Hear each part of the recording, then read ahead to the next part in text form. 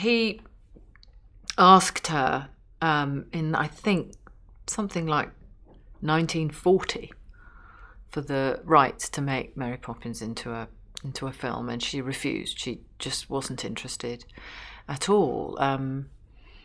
And actually, he asked her pretty much yearly for 20 years. And in the end, it was because she had run out of money. She didn't have any money. And she was facing the possibility of losing her house in London. And she really wanted to hold on to it. And so she had a very persuasive agent who said, look, it's fine. You go over and you control the script. You have absolutely last word on the script. It was the first time Disney had ever given any person, any author, final word on a script. The Sherman Brothers this was the first movie they'd been given, the first full score that Disney had given them to write. So they were thrilled. But he hadn't told them when they started writing that he hadn't got the rights.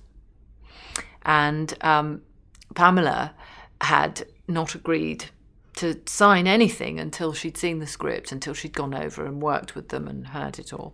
So it was during their work together that these poor boys, who were young, at the time, found out that all this work they'd been doing might have been for naught. That they had, when I spoke, Dick Sherman, who's still alive and is the most extraordinarily wonderful man, alive, glorious man, said, well, apart from anything else, they hated her deeply because she made their lives a complete misery. But when they found out that they'd done all this work and they'd done this extraordinary work, the score of Mary Poppins is genius. It's pure genius.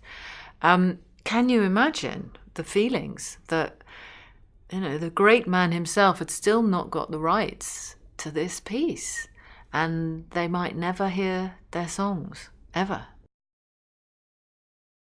It's just very funny because she's so frustrating, and it's this one little middle-aged woman coming in and bringing the whole of the Disney Corporation to a grinding halt. They're all just away. Oh God, it's all so exciting, and we're going to make this movie, and it's going to be so great. It's going to be the greatest thing you've ever seen. And she's just, no, I'm so sorry, but that's not how it's going to be. So it's bliss to watch that. It's difficult to imagine anybody but Tom playing Walt Disney, and actually, when this was all being cast, I did ring him up and say we'd known each other for a long time because we've got lots of mutual friends, and we'd always said it would be wonderful to do something together, but it's very difficult to work out what we could do. We didn't want to do anything. It would be very unlikely that we'd be asked to do anything romantic, and we weren't what could it be? And I rang him up and said, this is just so perfect.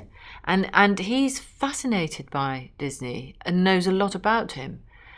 So for him, it was, it was a labour of love, I think, because he's always been so interested in Disney, and there's something faintly similar to the pair of them.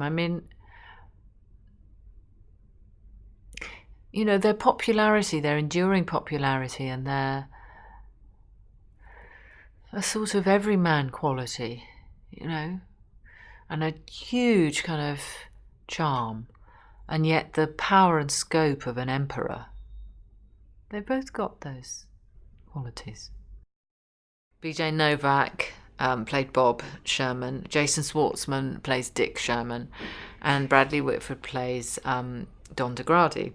So we've got three of the sharpest comic minds in the pantheon, really, from America. They're also scalpers. They're so funny and so original, all three of them, and perfect, therefore, for those guys. Our director, John Lee Hancock, is just one of the nicest, greatest guys I've ever met, and a wonderful director to work with. And he's got such an understanding of the material of the story.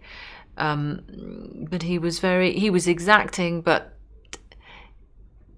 he had fantastic edit work. For a great director is someone who knows how to edit what you're doing and say, well, I need a little bit more of that or less than that. He was a wonderful editor from that point of view. And he gave us a lot of freedom, but I never felt that he left anything out.